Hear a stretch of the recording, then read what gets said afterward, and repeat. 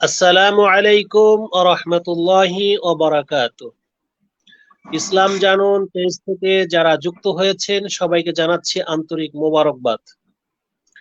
ইসলাম জানুন ফেসবুক পেজে আমরা প্রতিদিন এই রাত 10টায় আপনাদের সাথে হাজির হয়ে থাকি দেশ বরেণ্য আলেমদের নিয়ে তথ্যবহুল বিস্তারিত আলোচনা এবং প্রশ্নোত্তর পর্ব নিয়ে। তারাই ধারাবাহিকতায় রমজানের আজকের শেষ রাত্রে আমরাও হাজির হয়েছি আপনাদের মাঝে। দর্শক, আমরা যে বিষয়টি নিয়ে হাজির হয়েছি সেটা হচ্ছে রমজান পরবর্তী আমল সমূহ। রমজানের পরেও আমরা কিভাবে আমাদের জীবনটাকে সুন্দর করতে পারি, কিভাবে আমাদের জীবনটাকে উন্নত করতে পারি, সে বিষয়ে আমরা আলোচনা শুনবো ইনশাআল্লাহ।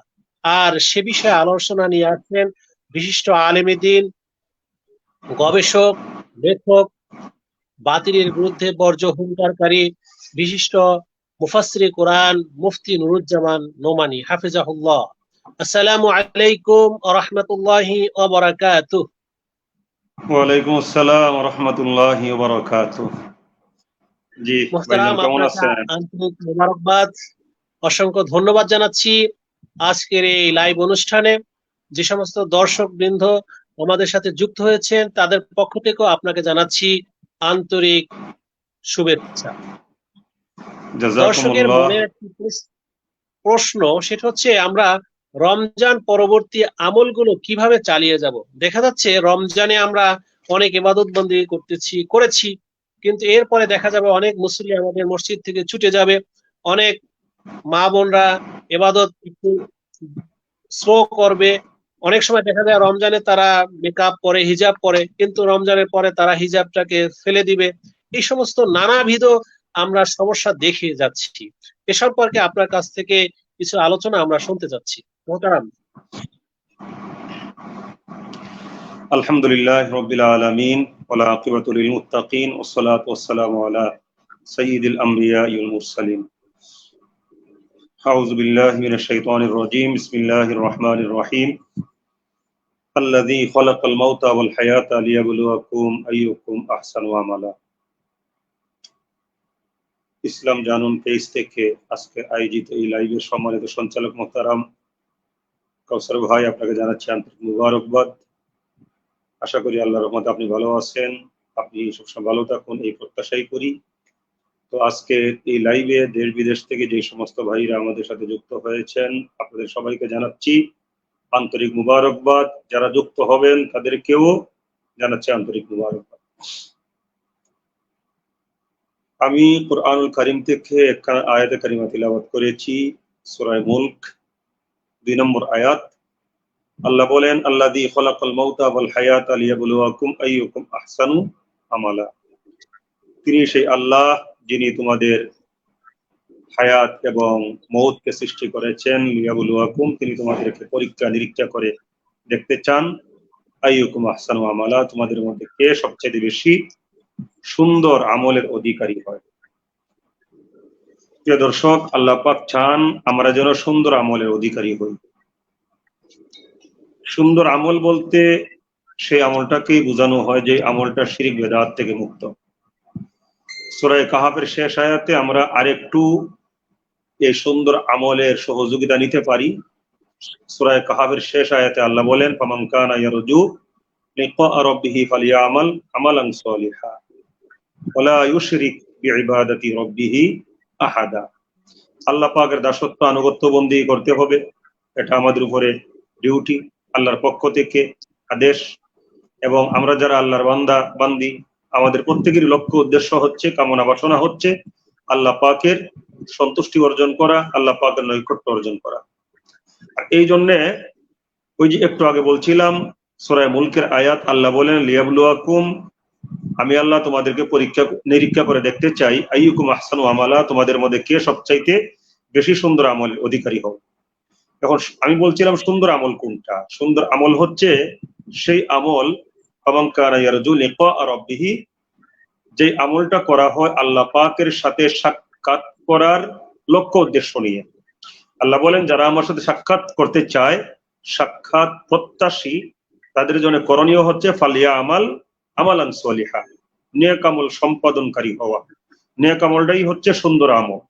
কেমন নেক আমল?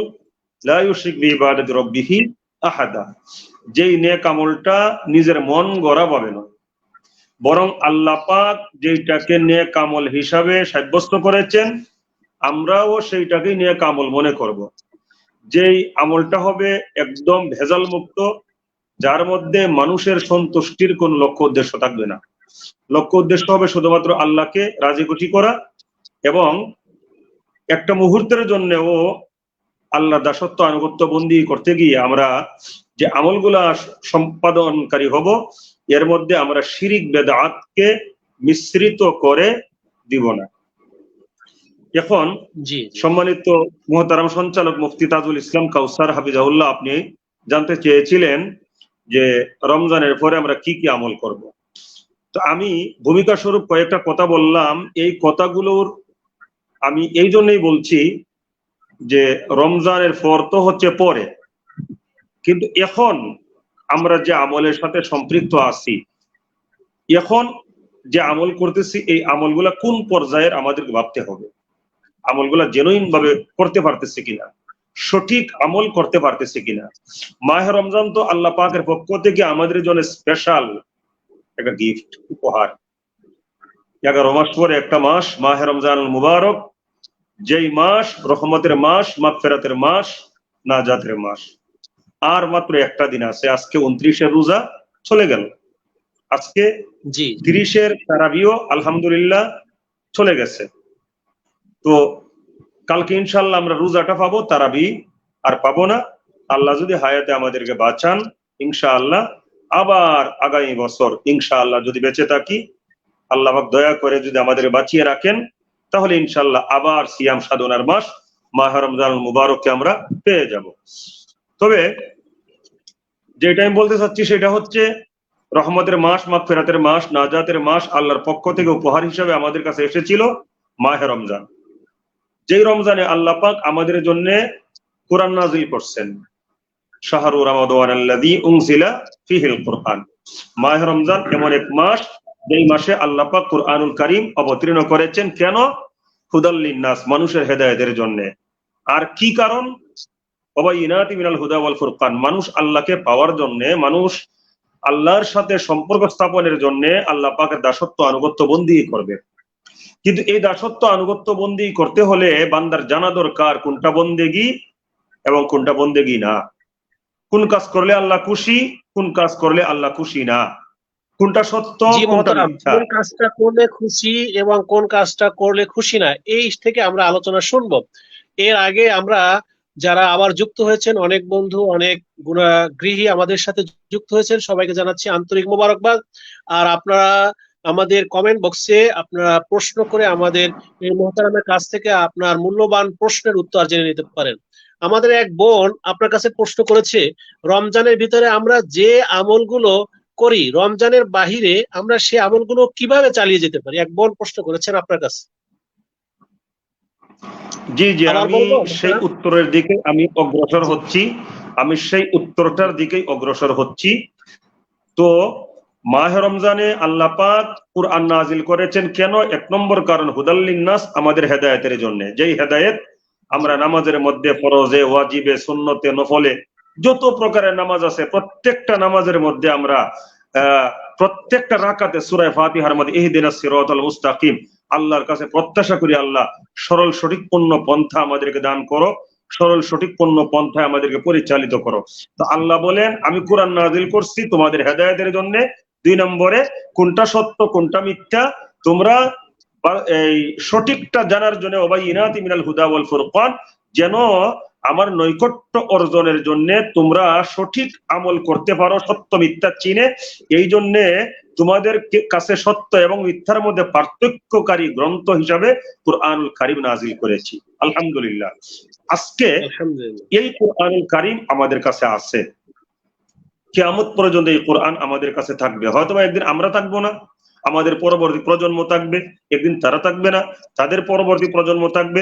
এইরকম ভাবে ধারাবাহিকতা অনুযায়ী কেউ না কেউ পাবে কিয়ামত পর্যন্ত। আমাদের নবী মুহাম্মদ রাসূলুল্লাহ সাল্লাল্লাহু আলাইহি ওয়াসাল্লাম, কিয়ামত পর্যন্ত আমাদের কিতাব কুরআনুল কারীম। আর আল্লাহ তো আল্লাহই, কুল হুয়াল্লাহু আহাদ আল্লাহুস সামাদ, আল্লাহ এক এবং একক, তার কোনো মুকাফিক্ষী নাই, তিনি কারো মুকাফিক্ষী না। শরীক নেই। তো জি যে কথা বলতে চাচ্ছিলাম, এখন আমরা আল্লাহ পাকের দাসত্ব করব কিভাবে? নবীর তরিকা অনুযায়ী। রসুল আমাদের মডেল। রসুল যেইভাবে আল্লাহর বিধান আমাদেরকে মানতে শিখিয়েছেন, নবী যেইভাবে রোজা রাখছেন আমরা সেইভাবে রোজা রাখবো। নবী যেইভাবে নামাজ পড়েছেন আমরা সেইভাবে নামাজ পড়বো। নবী যেইভাবে দান খয়রাত করেছেন আমরা সেইভাবে দান খয়রাত। নবী যেইভাবে যাকাত আদায় করতে বলেছেন আমরা সেইভাবে যাকাত আদায় করব। নবী যেইভাবে আমাদেরকে ফিতরা দিতে বলেছেন আমরা সেইভাবে ফিতরা দিব। মানে প্রত্যেকটা কাজের জন্য আমাদের মডেল ফি রাসূলিল্লাহ উসওয়াতুন হাসানা মুহাম্মদুর রাসূলুল্লাহ সাল্লাল্লাহু আলাইহি ওয়াসাল্লাম। যে বোন জানতে চেয়েছিলেন রমজান পরবর্তী সময়ে রমজানের আমলগুলো আমরা কিভাবে করব, আমি সেই বোন এবং সেই বোনের মতো আরো যারা এই প্রশ্নটির উত্তর জানতে আগ্রহী, আমি সকলের উদ্দেশ্যেই আমি বলতে চাচ্ছি, এই মাহে রমজান মুবারক থেকে আমরা যে প্রশিক্ষণ নিলাম, দিনের বেলা রোজা রাখলাম, রাতের বেলা তারাবি পড়লাম, আবার অনেকে তাহাজ্জুদও পড়েছি, সেহরির সময় উঠেছি, একদিকে সাহারি বরকতের জন্য আমরা সাহারি গ্রহণ করেছি, সুন্নত হিসাবে নবীর সুন্নত পালনার্থে আমরা সাহারি গ্রহণ করেছি। যেইটাই হোক না কেন, সবচাইতে বড় কথা সাহারির সময় আমরা যারা সাহারির জন্য উঠেছি, ওই সময় শুধু সাহারিটাই মূল উদ্দেশ্য ছিল না, ওই সময় আল্লাহ ছিল বান্দার কাছে। বুখারী শরীফের হাদিস, ইয়ানজিলু রাব্বুনা তাবারাকা ওয়া তাআলা কুল্লা লাইলাতিন ইলা সামাঈদ দুনিয়া হিনা ইয়াবকা সুলুসুল লাইলিল আখির। রাতের মধ্যে তিনটা অংশ, সর্বশেষ অংশে ইয়ানজিলু রাব্বুনা, আমাদের আল্লাহ পাক আমাদের কাছে নাজিল হন কোন জায়গায়? আমার মাথার উপরে যেই আসমানটা দেখা যায়, মানে সর্বনিম্ন আকাশে, আমার ঘরের ছাদের উপরে যেই আসমান, এক কথায় তার মানে আল্লাহ পাক কাছে এসে বলে, বান্দা তোমার কি প্রয়োজন তাড়াতাড়ি আমাকে বলো, আমি তোমাকে দেওয়ার জন্য তোমার কাছাকাছি এসে গেছি। তো রমজান মাসে আমরা পেয়েছিলাম সাহারির সময়, রমজানের পর এই যে সাহারিতে রমজানে উঠলাম, রমজানের পরে এই সাহারির অভ্যাসের কারণে আমরা তাহাজ্জুদটা চালু রাখবো ইনশাআল্লাহ। তারপরে রমজান মাসে আমরা ফরজ রোজা আদায় করেছি, যেহেতু আল্লাহর বিধান ছিল ফামান শাহিদা মিনকুমুশ শাহরা ফালিয়াসুমহু, যেই ব্যক্তি মাহে রমজান পেয়ে যাবে, সে যদি সুস্থ হয়, সে যদি বালেগ হয়, সে যদি মুসলমান হয়, তাইলে সে রোজা রাখবে। ফালিয়াসুমহু, তার উপর নির্দেশ আল্লাহর পক্ষ থেকে রোজা রাখা। তো এখন রমজান মাসে আমরা ফরজ সিয়াম সাধনা করেছি, রমজানের পরে আমরা নফল রোজা রাখবো। রাইসুল মুফাসসিরিন হযরত আব্দুল্লাহ ইবনে আব্বাস রাদিয়াল্লাহু তাআলা আনহুকে এক ব্যক্তি জিজ্ঞেস করেছিলেন, কিভাবে আমরা বুঝবো যে রমজান মাসে আমাদের রোজা, তারাবি, কিয়ামুল লাইল, কোরআন তেলাওয়াত, জিকির আজকার, তওবা ইস্তেগফার, দান খয়রাত বা যত প্রকারের আমল করেছিলাম আমাদের আমলগুলো আল্লাহর দরবারে কবুল হয়েছে, কিভাবে আমরা বুঝবো? হযরত ইবনে আব্বাস বলেছিলেন, তুমি তখনই বুঝতে পারবে তোমার রমজানের আমলগুলো আল্লাহর কাছে কবুল হয়েছে যখন রমজানের আমলগুলা রমজানের পরেও তোমার মধ্যে অব্যাহত ভাবে পাওয়া যাবে। এখন রমজানের পরে অব্যাহত ভাবে আমাদের কাছে পাওয়া যাবে, কেমনে পাওয়া যাবে? রমজানের পরে তো রোজা ফরজ না, রমজানের পরে তো আর তারাবি, নবী যে বলছেন ওয়াসানানতু লাকুম কিয়ামা ইন্নাল্লাহ ফারাজা আলাইকুম সিয়ামা রমাজান, রমজান মাসে দিনের বেলা আল্লাহ রোজা তোমাদের উপর ফরজ করেছেন। ওয়াসানানতু লাকুম কিয়ামা, আমি তোমাদের উপরে তারাবির নামাজ সুন্নত করেছি।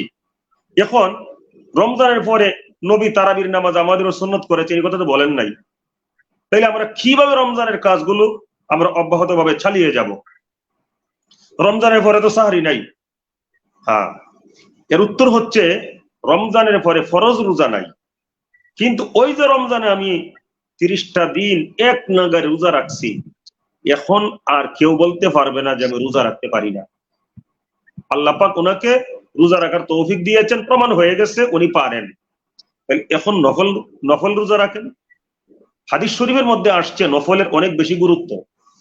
কিয়ামতের দিন যখন বান্দার আমল আল্লাহর দরবারে উপস্থাপন করা হবে, যখন দেখবে বান্দার ফরজের মধ্যে ঘাটতি আছে, তখন আল্লাহ ফেরেশতাদেরকে বলবে উনজুরু হাল মিন তাতাব্বু, লক্ষ্য করো আমার বান্দার নফলের দিকে, কিছু নফল তার মধ্যে আছে কিনা।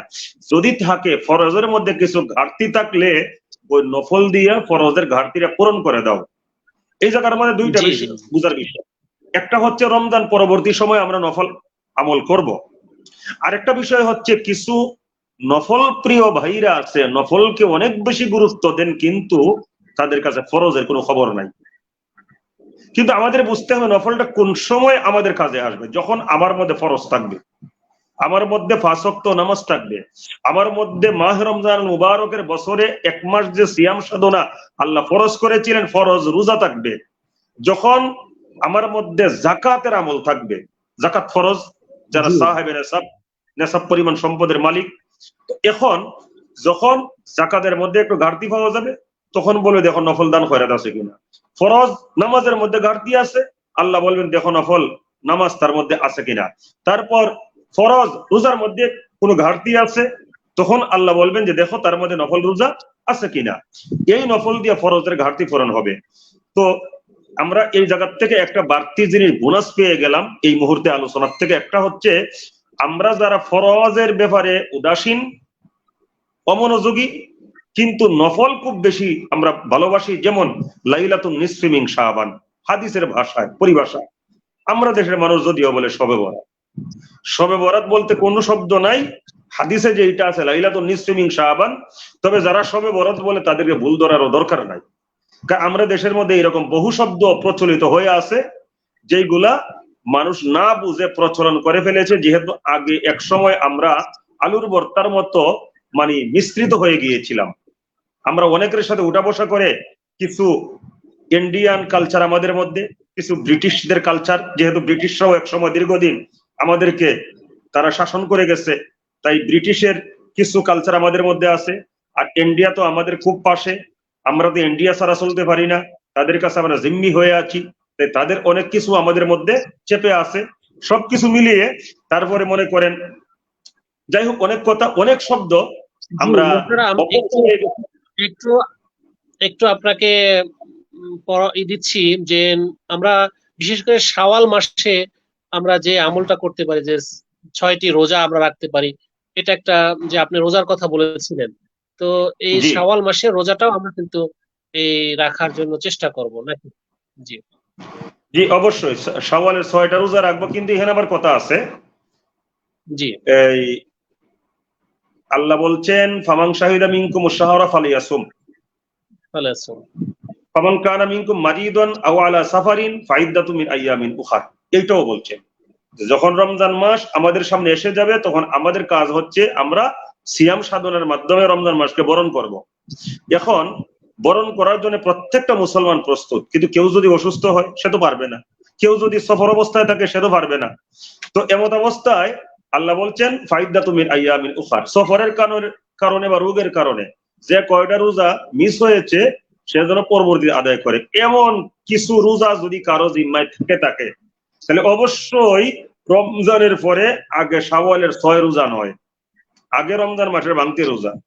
কারণ আমাদের, আমি দর্শকদের বুঝাতে চাচ্ছি, আপনার প্রশ্ন করে বোঝাতে চাচ্ছি, আমি যেটা বুঝতে চাচ্ছি যে আগে হচ্ছে তার মানে ভাঙতি রোজা যেটাকে আমরা বলি, সেটা আগে রাখার পরে এটা তার উপরে মানে ফরজ ছিল, যেটা তার জন্য ফরজ ছিল, এটা রাখার পরে সে তার এই নফল বা সুন্নাত যেটা বললাম, জি জি, শাওয়ালের 6 রোজা এরপরে, জি জি, মহিলাদের যে মাসিক সংক্রান্ত যে সমস্যাটা থাকে, তাখানে যদি তারা 4টা 3টা যদি রোজা থাকে, সেটা কিভাবে তারা রাখবে, এটাও যদি আপনি স্পষ্ট করে দিতেন।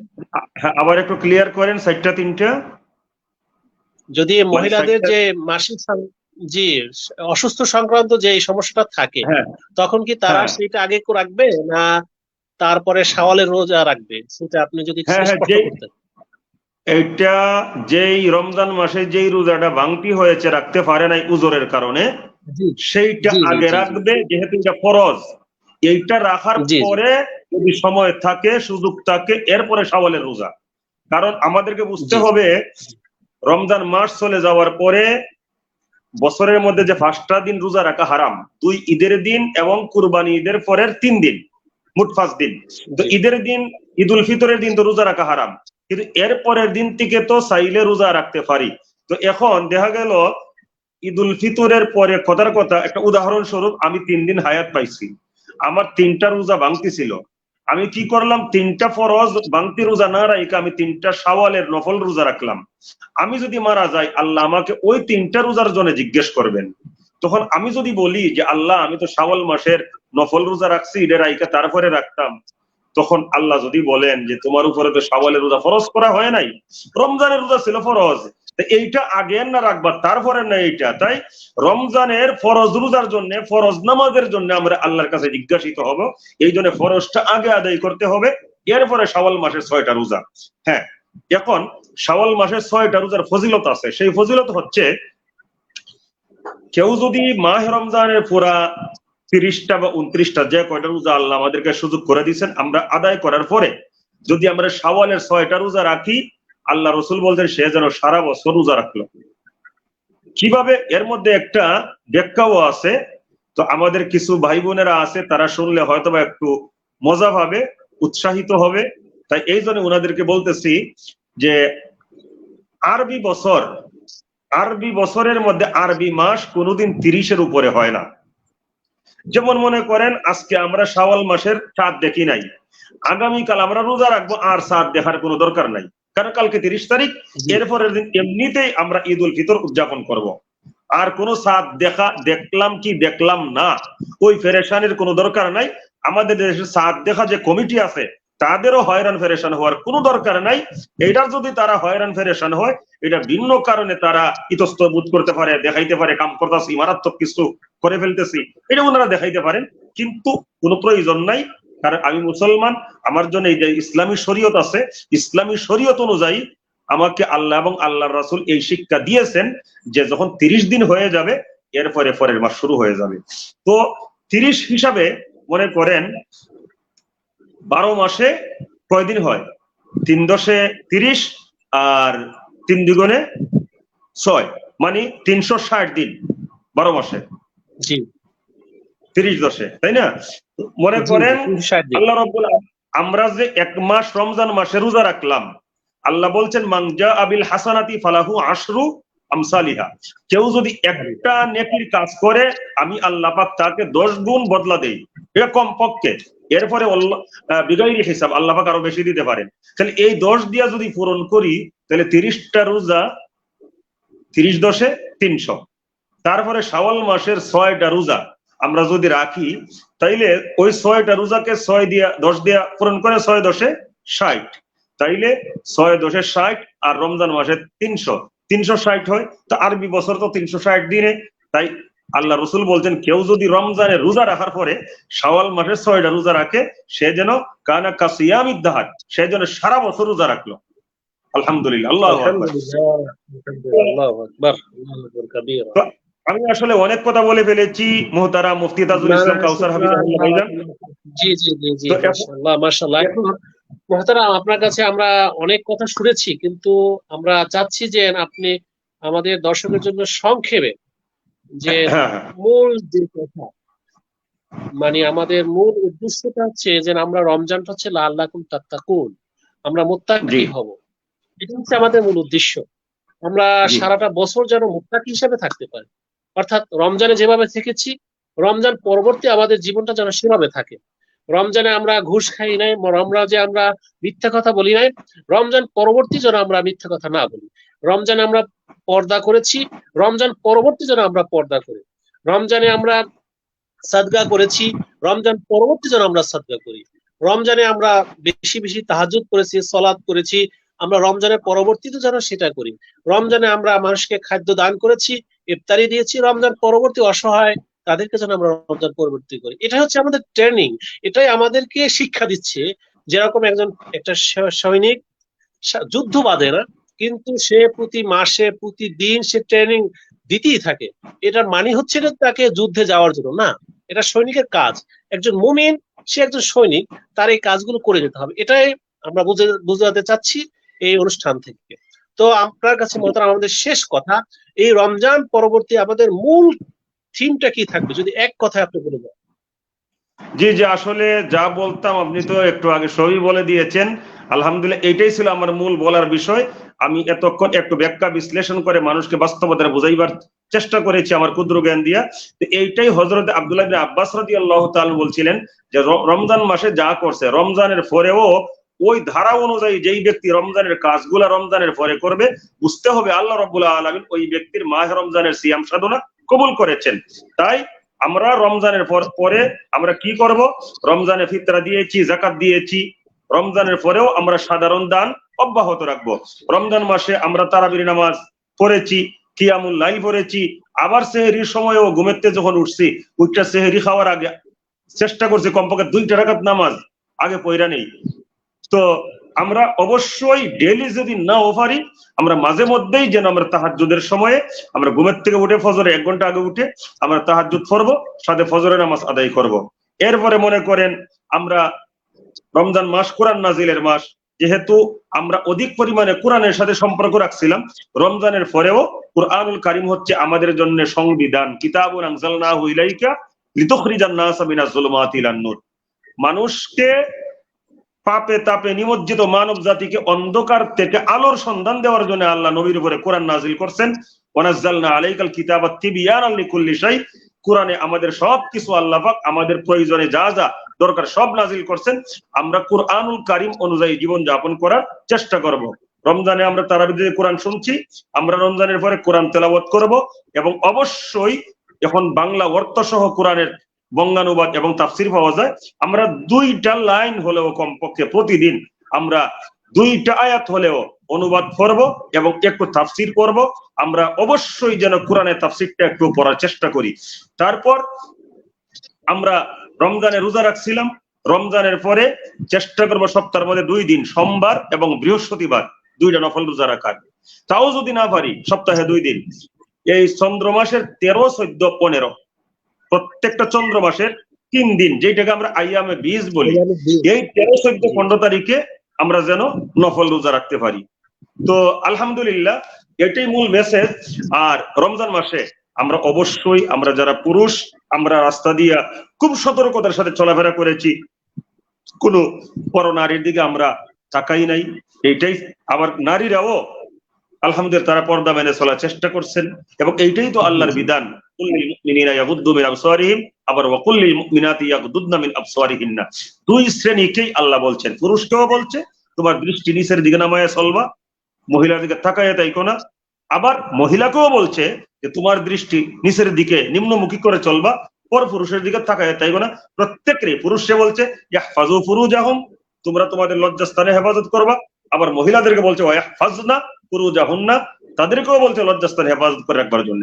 যাই হোক, তো আমরা অবশ্যই পর্দা মেনে চলবো। নামাজ যেমন ফরজ, পর্দাও কিন্তু ফরজ। রোজা যেমন ছিল রমজান মাসে ফরজ, পর্দাটাও ফরজ। এটা আমাদের। আর সুদ, ঘুষ, জিনা, ব্যভিচার, অন্যায়, অশ্লীলতা, সহজে আমি একটা কথা বলবো, এই পৃথিবীর মধ্যে আল্লাহ পাকের যত বিধান, প্রত্যেকটা বিধান হচ্ছে 2 প্রকার। আল্লাহর বিধান হচ্ছে এই পৃথিবীতে 2 প্রকার। যেমন আমরা বলি তা'মুরুনা বিল মারুফ, সৎ কাজের আদেশ করো, ওয়া তানহাউনা আনিল মুনকার, অসৎ কাজ থেকে নিষেধ করো। তো আল্লাহ পাকের কিছু বিধান আছে হ্যাঁ বাচক, কিছু আছে না বাচক। যে সিস্টেমটা জান্নাত থেকে এসেছে, এগুলো অনেক লম্বা কথা, তাফসীরের এই দিকে আমি যাচ্ছি না। তো কিছু আছে হ্যাঁ বাচক, যেমন নামাজ পড়ো, রোজা রাখো, হজ করো, যাকাত দাও, ফিতরা দাও, সবগুলো হ্যাঁ বাচক। আবার কিছু বিধান আছে না বাচক, চুরি করো না, মিথ্যা বলো না, পরনিন্দা করো না, গীবত করো না, মানুষকে কষ্ট দিও না, মানুষের সাথে অসুন্দরভাবে কথা বলো না। তা কিছু করো, কিছু করো না। আমরা হ্যাঁ বাচক আল্লাহর বিধানগুলাও মানবো, আর না বাচক যে বিধানগুলো আছে এইগুলাও আমরা বর্জন করে চলবো। 2টার সমন্বয়েই আল্লাহর বিধানের মানার পরিপূর্ণতা হবে। আর এইটা আমাদেরকে অবশ্যই মনে রাখতে হবে, আল্লাহ কোরআনে আমাদের সবকিছু বলছেন। ওয়াজতানিবু কাউলা যুর, আল্লাহ বলছে মিথ্যা থেকে বেঁচে থাকো। ওয়াকুলু লিন-নাসি হুসনা, মানুষের সাথে সুন্দরভাবে কথা বলো, মানুষকে কষ্ট দিও না। এইগুলো আমাদের খেয়াল রেখে চলতে হবে। রমজানে আমরা যেইভাবে মুত্তাকিন হওয়ার জন্য চেষ্টা করছি, স্পেশাল ভাবে প্রত্যেকের যে একটা আকাঙ্ক্ষা ছিল আমি আল্লাহওয়ালা হয়ে যাব, তো এইটাকে মাথায় রেখে রমজানের পরেও আমাদেরকে এইভাবেই চলতে হবে। এটাই আমার মূল মেসেজ। আল্লাহ আমাদেরকে আপনার এই মেসেজ অনুযায়ী আমল করার তৌফিক দান করুন। আমাদের অনেক বন্ধু আমাদের কমেন্ট করেছেন। হোসাইন হাবিব ভাই কমেন্ট করেছে আলহামদুলিল্লাহ। হাফিজ হাসান জামান, মাশাআল্লাহ সুন্দর আলোচনা। রায়হান হলাদার সুন্দর আলোচনা কমেন্ট করেছেন। সবাইকে আন্তরিক মোবারকবাদ। যারা এরপরে আমাদের আলোচনার পরে যারা শুনবেন, সবাই প্রতি হচ্ছে আমাদের ভালোবাসা, দোয়া এটাই থাকবে। আমরাও আপনাদেরকে ভালোবাসি আল্লাহর জন্য, আপনারাও আমাদেরকে ভালোবাসেন শুধু একমাত্র আল্লাহর জন্য। এজন্যই আমাদের ভালোবাসা আপনাদের সাথে। তো আজকের এই আলোচনা আমরা এই পর্যন্তই শেষ করতে যাচ্ছি। আল্লাহ আমাদেরকে তৌফিক দান করুক। আবার অন্য কোনো পরবর্তী কোনো বিষয় নিয়ে আমরা অন্য সময় আবার হাজির হব, এই আশা ব্যক্ত করে আজকে পর্যন্ত এই পর্যন্তই। আল্লাহ হাফেজ, সবাই ভালো থাকুন, সুস্থ থাকুন, নিরাপদে থাকুন। আসসালামু আলাইকুম ওয়া রাহমাতুল্লাহি ওয়া বারাকাতুহু। ওয়ালাইকুম আসসালাম ওয়া রাহমাতুল্লাহি ওয়া বারাকাতুহু।